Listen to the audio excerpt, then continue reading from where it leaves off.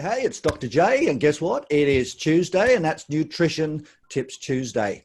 While we're actually in the COVID lockdown, and as we're now slowly getting out of it, one of the most important things I found that, especially rather than doing sales and communications training, getting ready for the boom, whatever, is to make sure we look after number one. And I was talking to one of our people in our one-on-ones yesterday. And what he's focusing on is he's changed his whole ethos. He's saying, well, if I'm not healthy and I'm not well and I'm not looking after this and my body, it doesn't matter how good a sales professional I am. I'm going to be sick. I'm not going to be able to be a great husband. And I really have a bit of a pivot just in my way of thinking. I'm certainly sharpening my skill sets. But I thought that was a really good thing to start off with today, because you can be the best marketer, the best athlete, but if you get sick and you actually are not well, or you're not feeling good about yourself, what good is it? And that's why I need to look talking to Jamie Hayes, who's in my world is a guru in this nutrition. He's spent his life actually going through with exercise, with health clubs, and now he actually runs Diet Flex and also Keto Fitness and Healthy Inspirations. This man has been driving the process of nutrition for a very, very long time. And, you know, I always believe that mastery comes from doing it on a regular basis and actually being well informed. So we're going to be sharing some awesome things with you today. Over the last 7 weeks, Jamie's actually changed the way I eat, and lots of you guys out in the sack. So welcome, Jamie. And thank you for joining us today. It's a pleasure. And Steve, you're a master of sales, and you know that often in sales, they say that people buy from people they know, like, and trust. And it's really interesting what you just said then, that people who like themselves, who look after themselves, are more likable. So, one of the first things to boost sales is to look after yourself. Absolutely. And it's so true. They still call it self-love or whatever the case may be. But at the end of the day, if you're not looking after you, how can you be authentic about wanting to look after somebody else? And, and it's quite easy to see. I mean, how you're feeling, how you're speaking, but also how you're looking. And you were talking last week, I thought it was quite profound on some of the things that we do that we might look okay, but the visceral fat and the things that are detrimental to our health sometimes are unseen. Absolutely. And also your energy levels. I mean, a lot of people, their metabolism is so disrupted because of their food choices and poor sleep and things like that. And they just don't have the energy when they're presenting. They don't get up and move and feel energetic. And there's no doubt that energy is part of the sales process of transferring a belief, and so managing your personal energy is so important, and your food choices, your nutrition, can make such a difference to that. I think that what a great nugget. Guys, write that down, your personal energy. I'm a true believer in actually competence and confidence gives you that energy, but I think Jamie's taken it one step further. If you're eating the right things, getting the right sleep, and making sure that you're healthy, your energy is different, and like attracts like. People want to be around positive people, but also not fake enthusiasm, like, the giggling and laughing. It's actually authenticity, which is key here. And, being healthy of mind and body makes a big difference. So just write that down, guys. Personal energy. I think that's great. So now, Steve, what are we covering today? I'm just going to make an apology in advance. I might sound a bit echoey because today I'm recording from the kitchen. Well, they say that most of the nutrition starts in the kitchen. So right. That's great. That's awesome. I can't wait. So what are we going to cover today? Plastic. And the role that actually things in plastic can do to help your nutrition. Now, we're told avoid plastics and BPA and things like that, but there are actually some good things that come in plastic. And, sorry, that's my espresso machine boiler regoing. Now, I'm in no certain order, okay? Firstly, here is something in a plastic container. It's called protein powder. And here it's really good to have your own protein powder shaker. Okay, so we've got protein powder and protein shaker. And in past episodes, we've talked about the value of prioritizing protein. Yes, we have. You know, for those that like the arithmetic of it, maybe a gram to a gram and a half of kilogram body weight. So if you weigh 70 kilograms, you probably want to target between 70 and 105 grams of protein per day. And an egg, one egg provides only about 5, maybe 6 grams of protein. So, you know, to get Jamie, could you just repeat that? That was so the guys can write that down. So, based on your weight, how many grams of protein should we have per day? And I suppose that should be breaking up into whatever your when you eat. Yeah. Yeah. Now, I'm not talking about the minimum daily requirement. I'm talking about optimal, and particularly optimal for those people trying to lose weight. Now, Steve, you've been in the bodybuilding community, and often they'll go what's called a high protein diet. They might have 3 grams of protein per kilogram body weight, which means a 70 kilogram male might have 210 grams, and that's an enormous amount. We're not talking about that. We're talking about just a gram to a gram and a half per kilogram body weight. So a 70 kilogram male or female, particularly who want to lose weight, might target 70 to 105 grams of protein per day. Now, if you have 2 eggs for breakfast, you're getting 10, maybe 12 grams of protein, which means, 10 grams of protein, you've got 60 to go at least, 60 to 90 to go. So that's where, particularly if you're trying to lose weight, a supplemental protein, mid-morning, mid-afternoon, can make life and weight loss significantly easier because that helps you overcome hunger. Hunger is the enemy of weight loss.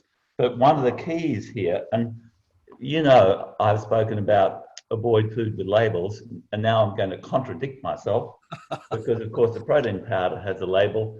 But in a serving of protein, you don't want more than 3 grams of carbohydrate per serve. That's in a 20-gram serve, particularly for females. Males might go to a 30-gram serve. So you just want very, very low carbohydrate, in your choice of protein powders. Very, very important. So in one serve, that would be a spoon, you want to have no more than 3 grams of carbohydrate. Correct. Per serve. Keep your carbohydrate down. So there's some proteins that may be a little bit cheaper that will have more carbohydrate in them. Is that what you're saying? Oh, yes. Well, bulking proteins, like the protein powders for people who want to build bulk, they might have more actual carbohydrate than protein.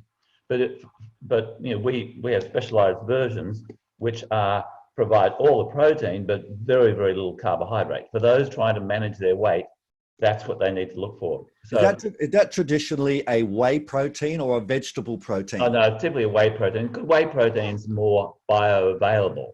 Yes. It's got very high bioavailability. And that's what we want. We want high quality protein that the body can absorb and use.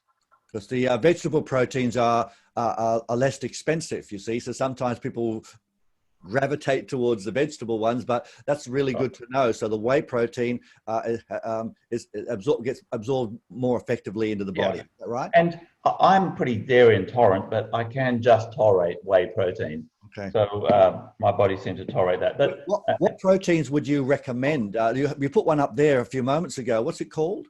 Oh, that's our Health Inspirations or Dietflex Protein Powder. Okay. Which is, chocolate flavored, and you can get strawberry flavors and vanilla and all that sort of stuff. So it's called Profi, is that right? Protein. Where can I get that? Contact me, DM me, or go to lowcarbsnacks.com.au. Okay, lowcarbsnacks.com.au, or they can just reach out to you. Is that right? That's right. Because it's easy to go with the sources they already know are good ones. Otherwise, we have to go to the supermarket, read all the labels, we don't know what they mean. And there really are some crappy products out there. Really, they really are. Now, let's move on. So we're talking about plastics and in previous episodes, and here is a container. So at night, cook double the amount, like if you have, one chop or a steak, have a big steak or a number of chops, and put the excess in the container, put in the fridge, put your serving on a plate. Remember the one plate rule? Yes, You know, one plate. put it on the plate and take your plate to the table, enjoy your meal, enjoy the company, but put the double that you cook in a plastic container. That can go in the fridge, okay? So, and that can halve your cooking, can't it? So for those people like me who are lazy, don't want to cook all the time, that's great, and you can take that to the office, in the morning. So that's having a plastic container. And then I really like little resealable bags. These are fantastic. And also, I've got to admit, I bet you've got a drawer full of gadgets and wires and cables and stuff like that. That's a real mess. And for traveling, so these little reusable sandwich bags for foods and keep them fresh in the fridge, they are fantastic to have. Multi-purpose. That's a great tip. That's a great tip. Yes, So they're reusable these days. Back in the olden days, you just used to have the little wire ties. Absolutely. So they really do seal up. But for all your gadgets in the drawer or when you're traveling, they are fantastic. And of course, because you're a master of sales recipes, you tell people, follow the system, follow the bouncing ball, learn the scripts, learn the words that work. Now, we've got low carb recipes, but we've got measuring cups. Oh, so this is one thing that I'm terrible at, Jamie, where they say, oh, you need this, how many mils of this or how many stuff. And I'm running around saying, well, what is that measurement? Because I'm not a great cook. I'm quite straightforward. So having some measurement cups is a great idea. Yeah. And then here's, measuring for, teaspoons and things like that. So there's different ways of measuring teaspoons. So there's measuring cups, measuring teaspoons. This isn't plastic, but it's a little, for measuring teaspoons and tablespoons and ounces and millimeters and milliliters and things like that. So having these in the kitchen are really handy if you want to follow the recipe. And when people follow your sales recipe, they don't get it dead right every time, but they learn, they PDR, practice, drill, rehearse. It's the same with cooking. Practice, drill, rehearse. I didn't get the recipe exactly right. And it's not just the ingredients, but how so this is getting the ingredients right, and then how you put it all together. Hi, Miss Lane, lovely to see you. And so having measuring cups, and so you're not guessing it. Steve, when people are doing the sales process, do they guess it? Do they proof 10 times or one time or twice? I think you said twice. Okay, that's correct.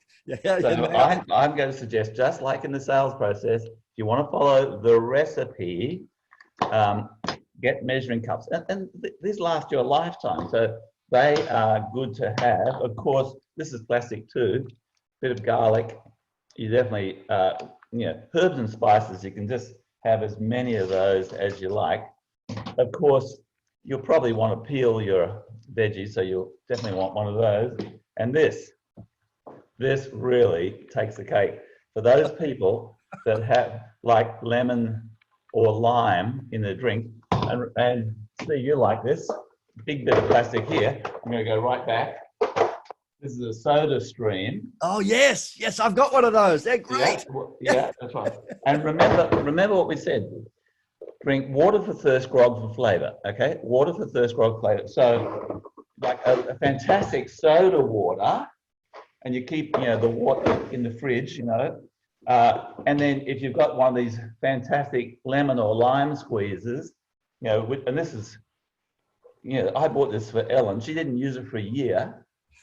It's really expensive. I think it's from Italy. It's fantastic, and now she uses it every day. So. Lemon or lime, sometimes a little bit of apple cider vinegar in there in a drink. So that's fantastic, and that's plastic, of course, but that can really help. It's very interesting you should say the soda. Look, I know we should be drinking lots of water. I drink coffee, as you. I'm having my coffee.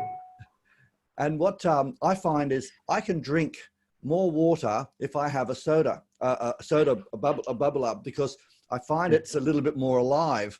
Look, I can certainly drink tap water, but I can certainly drink bubbly water much easier than still water or even an Evian or whatever. So one of those little machines was great. I still go and buy a bottle of sparkling mineral water, but they're terrific. They're really great. And that's interesting you say that. If I want to go have some alcohol-free days, I go and buy a carton of Pellegrino water, because I actually like Pellegrino water, and keep that in the fridge, and try and go through at least one of those a day.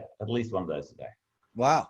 So when it comes to water, of course, you don't want to leave home without a water bottle.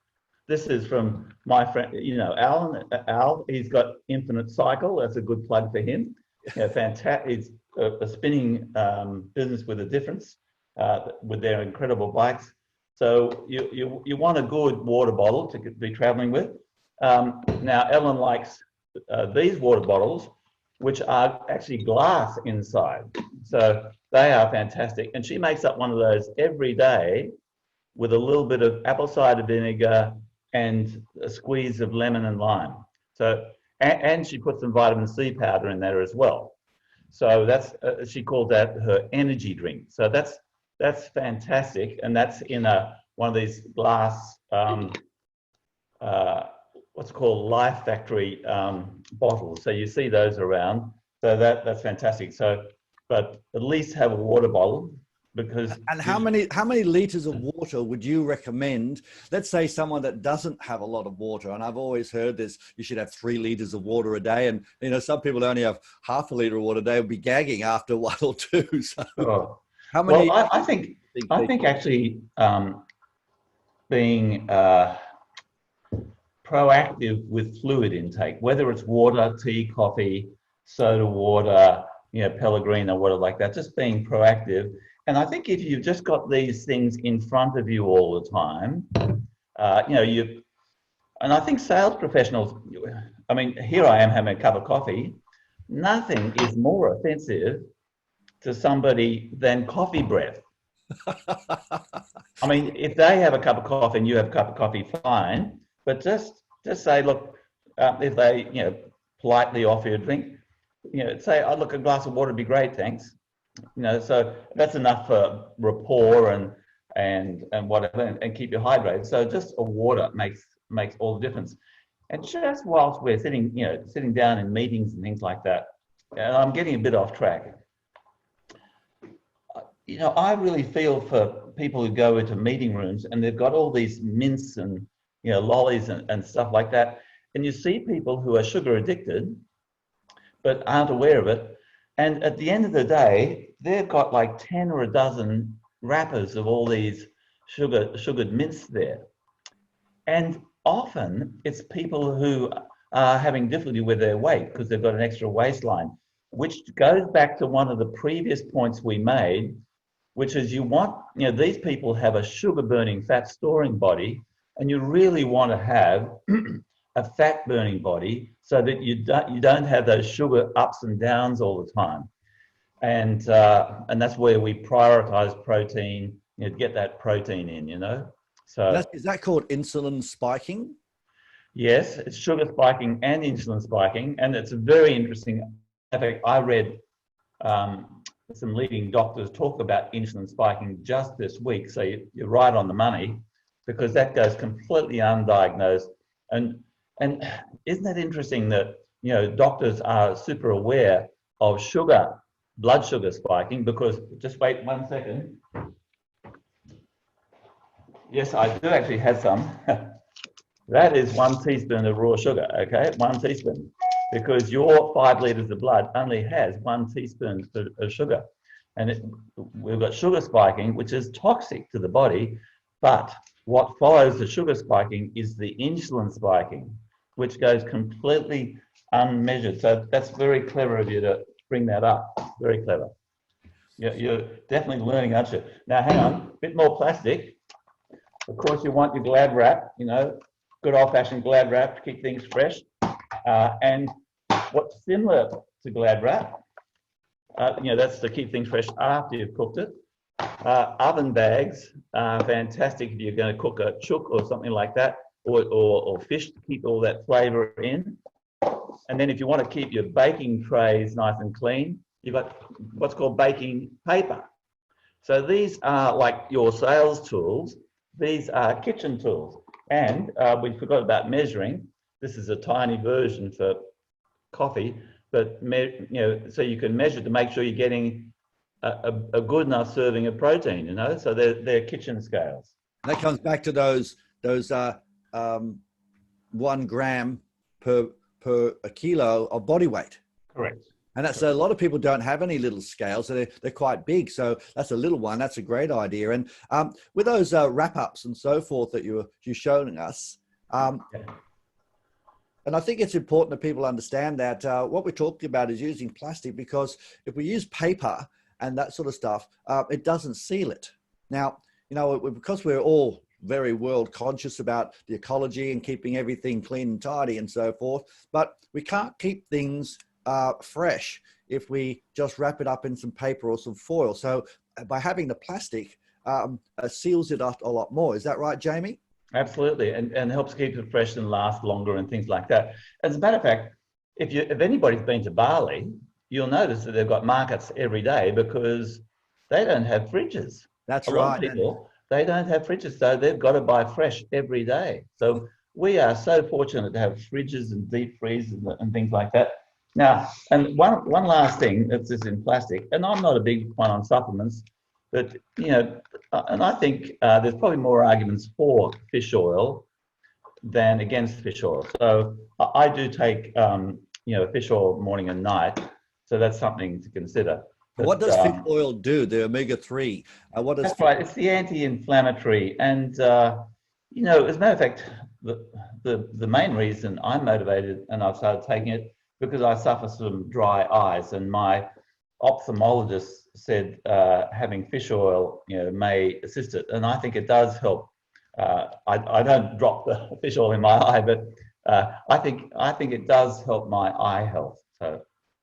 Right. So there was another supplement we were talking about the other day, and you were talking about some of the things that are very rich, and it was quite interesting that you said it, because I didn't know them. But I actually take vitamin D because I don't go into the sun as much because I got melanoma many years ago. Right. And but I eat lots of mushrooms and so forth. And I chop them up, and you were saying they're high in vitamin D as well. So I take a vitamin D supplement, and my mum has said I should be taking a fish oil and krill as well. So she's that's even stronger than fish oil. So it's like 5 times stronger, and that's it thins the blood a little bit. So that's what she actually takes, and she's recommended to me as well. Interesting. And sometimes you've got to make sure you've got adequate magnesium so that you're absorbing the vitamin D. And I like sardines, which I think are a good source of vitamin D. But if you can get a bit of sunshine out there, I think it's good for your health. And for those prone to depression as well, I think getting some sunshine really makes a difference. Go for a walk with a dog, go for a walk with a friend, I did that on Sunday. James Short came around, and after we had our big Friday and so forth, we went for our walk and talk at 6 a.m. on a Sunday morning, right round to the Opera House, the Botanical Gardens and back. And it was quite a beautiful sunrise, but it was just nobody was up. I've never seen George Street in Sydney with not a soul on it, but it was it was great. And I've got a question. Oh, here we go. We've got our missions actually asked a question. So what supplement can I take to reduce sugar cravings? Is there a supplementation that can do it, or is just abstinence the way to go? Yeah, look, that's a real tough one. I read a lot about this over a long period of time. I'm not too sure that there is any supplement I could suggest to do it, except for prevention and optimizing protein. If you're meeting your macronutrient needs first, and by having meat, fish, and eggs, in your main meals, and if you just eliminate, the sweet things and the sugar things, and you might go through living hell for a week or 2 weeks, but don't be surprised if it ain't there. You eventually go to sleep, and you just don't have it. So that's a bit of a hard-ass, cold turkey approach. There may well be, sort of people with a lot more expertise than myself when it comes to dealing with sugar addiction, and I think it's very important to recognize that it is an addiction, and sugar is a very, very addictive substance, and sugar is made out of glucose and fructose is absolutely toxic to the human body. So it's a terrible thing, sugar addiction, but you can definitely deal with it. My only advice is to study what you seek, read broadly, and form a view with perspective. So, if you want to learn about sales and marketing, study what people like Steve are saying and doing and things like that, and read broadly and form a view with perspective. So become an expert in sugar addiction. There are lots of great books about sugar addiction. And I will share, there's just been released, if somebody goes to, you may want to write this down, lowcarbdownunder.com.au. It's a non-profit event organisation that Elle and I formed with Dr. Rod Taylor. He's an anaesthetist in Melbourne. Now, he runs it, and full credit to him. He does a fantastic job. But they have just released a video by Dr. Robert Lustig, who is a sugar expert. And they've just released it like 24 hours ago, his presentation. It's a fantastic presentation. Bit technical, but if you just sort of wash through that, you'll come to realize, how problematic sugar is and how it's important to get it out of your system and out of your life. Great. Well, that's something. So it's low carbs downunder.com.au. Is that carb or carbs? Carb, low carb downunder.com.au. It's completely free. All the video presentations there are completely free. That's great. They have major conferences, and then they release the videos eventually.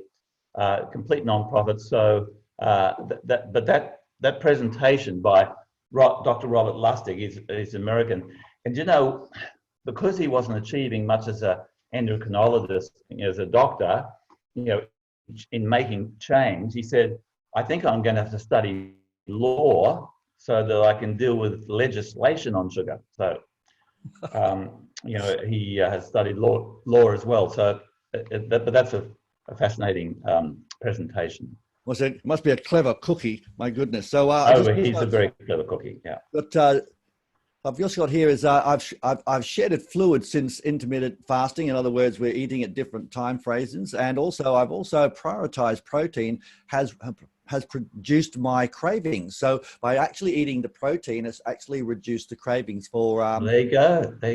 That's what I suggest would happen, and that's what our experience with thousands and thousands of members, mainly women over 40. They up their protein and have high quality protein, their sugar cravings just dissipate. They don't completely go away. You have to say hello to that. And if you manage your environment so it simply isn't there, after a while it's, oh, damn it, I'll go to bed or read a book or something. That's terrific. Well, look, having those tools that you're talking about on Friday in the SAC, we would at our quarterly, we're talking about a lot of tools, and I totally agree with you. If you have the right tools and able to then utilize them accordingly, you'll be able to get the outcome. But I was interesting to see what you were talking about with recipes. And I was just yesterday talking to somebody and saying, oh, look, Steve, this is a process, it's a model that you've given us. What if I do it differently? I said, well, if you still use the activity but you put it a little bit earlier, it might change the outcome. However, if there's some primary phases, like if we're using the 4 Ws, if you do the what, and then you do secret how, and then the why, and then the where, that's a little bit out of sequence. But if it feels comfortable for you, then do it. So if you're going to have a gram of sugar or a gram of a teaspoon of butter, whether you put it at the beginning of the recipe or at the end, can sometimes change the taste. Oh, definitely. So, Absolutely. So you watch this, hang on.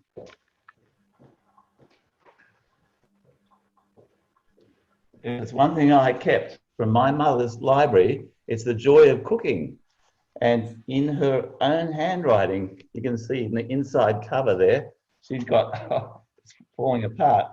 In my mother's handwriting, unfortunately, she left us quite a few years ago. But, you know, her own shared recipes that she's shared from friends and things like that.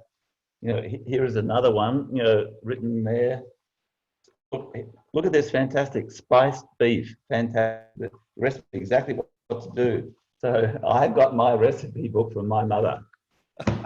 so that's just terrific. I think they're some of the old recipes are the best ones, and having the tools to save time. We're always wanting to save time, having your plastic to actually, and we can't keep it. And as you correctly said, people go out and buy food every day because they don't have refrigerators. But now that we do, well, we've got the opportunity to keep it. Now, using something that's going to keep it away from the air will keep it longer, so it'll save you time as well. So using the tools to be able to do the measurements and understand gram for gram or gram for body weight. I think these are really critical things that people don't hear about most.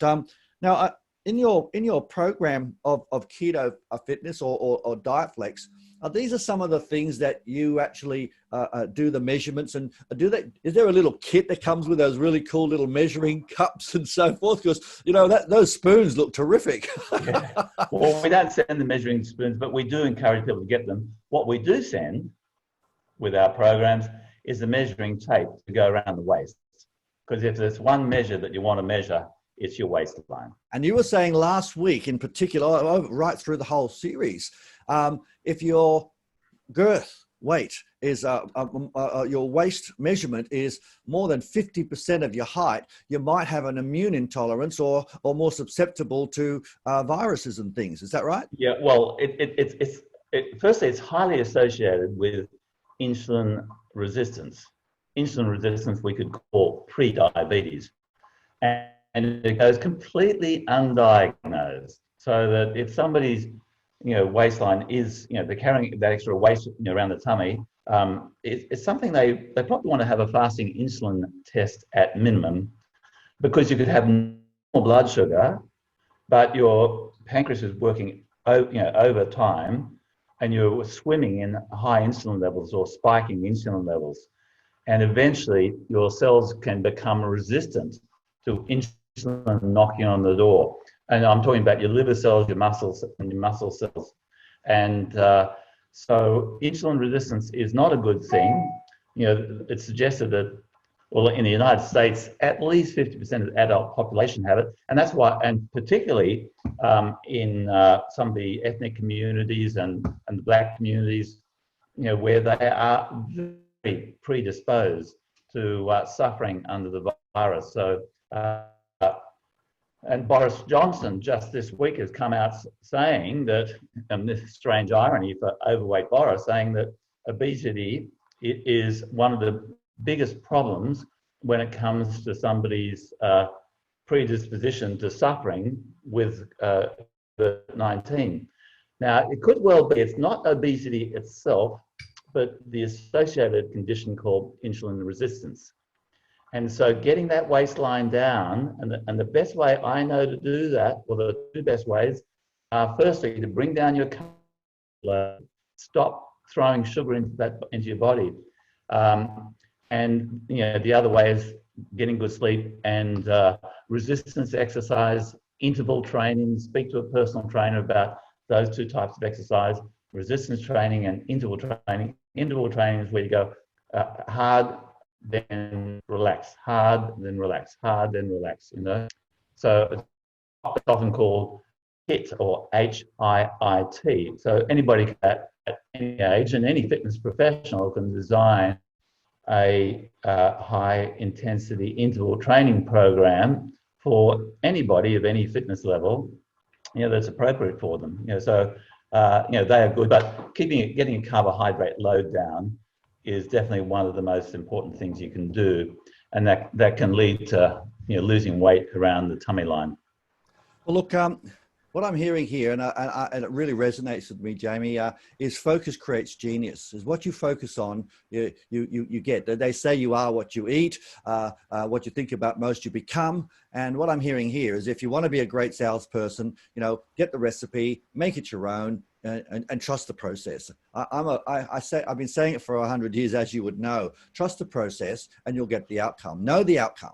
But Definitely. trust the process. Stop measuring it every day, but make sure that there is an outcome. And that's the same with weight loss and health and wellness. What I'm hearing is, hey, use the plastic effectively. Have the tools. Measure things. Weigh things if you want to.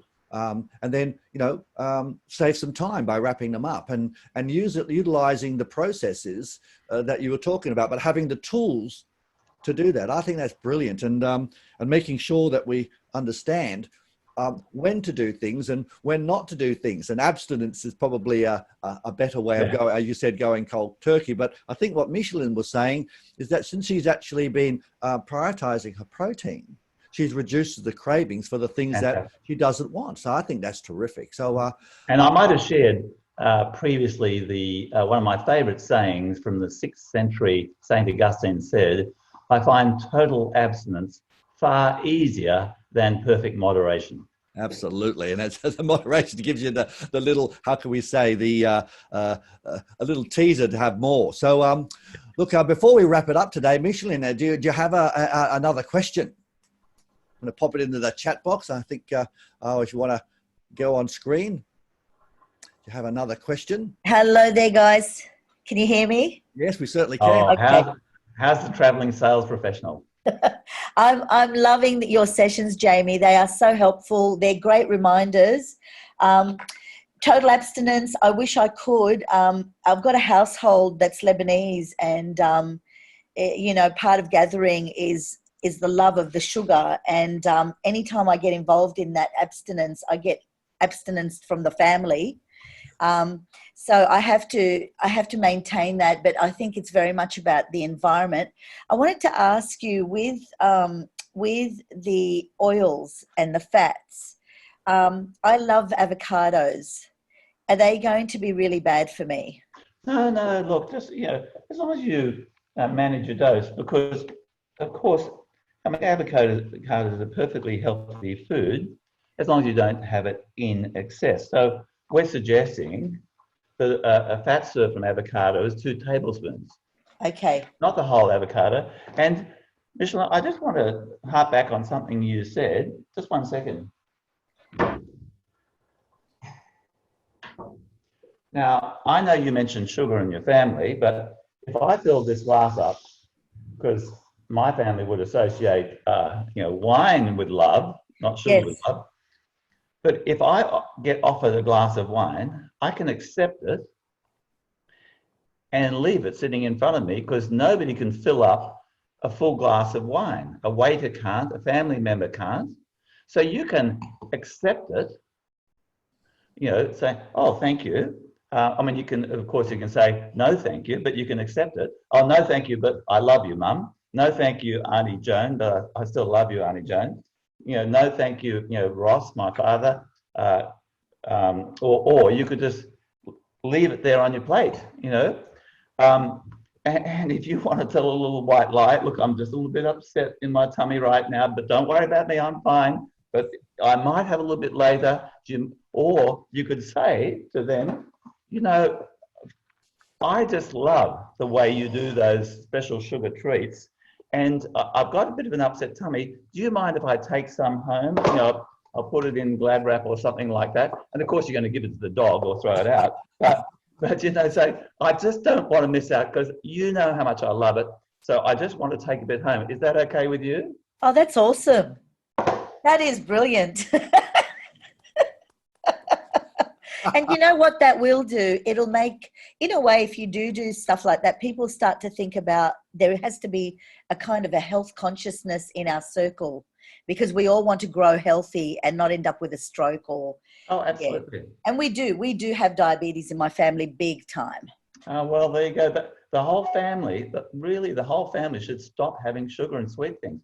And, you know, of course they equate sugar with love, and, you know, it's, you know, the way they express it. And you might have, you know, either parents or aunts or uncles, you know, who just spend all the time in the kitchen preparing all these sweet foods that are absolutely toxic, absolutely toxic. Yeah. Just on the weekend, I was in Caloundra and I saw an obese father with his two daughters, and these girls would have been probably 8 and 10, and they had significant stomachs. You know, they were probably headed, well, they probably both would have had non-alcoholic fatty liver disease. They would have had livers as if their father was feeding them vodka, and because there's really no difference between it created by sugar or vodka, and he was predisposing them to diabetes probably as teenagers. You know, could you imagine that? Terrible, terrible. Well, I think that's great advice, mate, and great question, Michelin. And I want to acknowledge you for taking significant action. Everything you're doing at the moment, Michelin, is you actually are taking action on everything. You're putting into process. You're actually doing some stuff which was important for you for your nutrition. So I just want to say well done, and you know, keep up the great work. And actually, she could write the Lebanese low carb cookbook. It might be a huge seller. I'm serious. Terrific. That's great. Thank you. My pleasure. Well, Jamie, thanks again, mate, for an awesome morning.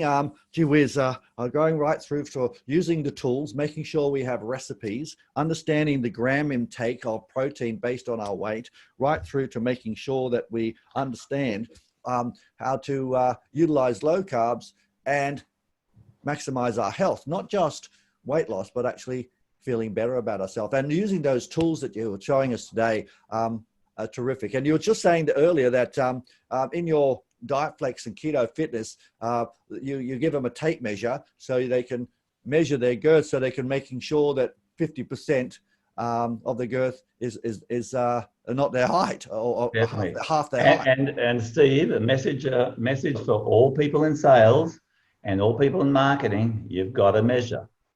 Yes, those KPIs. Oh, by the way, there was something else you were talking about as far as the protein. Now, you were saying that the whey protein, especially with people that want weight loss, there was a certain protein that you had available. What was it called? It was Protein. Protein, and they can get that from you, or they can just go on to lowcarbs.com.au. Is that right? And look, just getting back to what Michelin raised about, you know, sugar, it is artificially sweetened. And people find that just that little sweet dose a couple of times a day does sort of take away their sugar cravings too. Okay, terrific. And so if we want to reach out to you, Jamie, talk about Keto Fitness or DietFlex or even the protein, what's the best place to catch you? Oh, well, Jamie at dietflex.com.au. So JAMIE at DietFlex. Now, why the word DietFlex? Because one diet does not suit everybody. People need a flexible approach to develop the diet that's right for their body. Mm-hmm. So Jamie at dietflex.com.au. Terrific. That was my 20-second elevator pitch, Steve. I've learned from you. Well, I think it's great because what you do for people all around the world is outstanding. You've changed lives for thousands and thousands of people, and you know, we're just really blessed by you sharing your wisdom and knowledge. So thank you so much for helping our guys in the SAC, and also in our other channels that we share your Nutrition Tips Tuesday. Steve, it's absolutely a pleasure. Have a healthy day and a healthy week for you and for your listeners, followers, you know, watchers, whatever. Terrific. All right, gang. Hope you had that pen out. We could go for hours with this sort of stuff because we're talking about something that's quite precious. It's not about a business, it's not sales, it's not marketing. It's actually us. And if you're the person that's getting all that stuff ready for the family, you're influencing their lives. So it's bigger than just business, isn't it? So I'm just really excited about giving this to you, and Jamie's is just so generous. So take some action, guys. We love to hear about what you've actually done. And it's about the doing, not about the learning. Learning without doing, you may as well just sit back and have a coffee. Absolutely. Take some massive action, guys. I'm Dr. J, and we'll see you soon. Bye for now.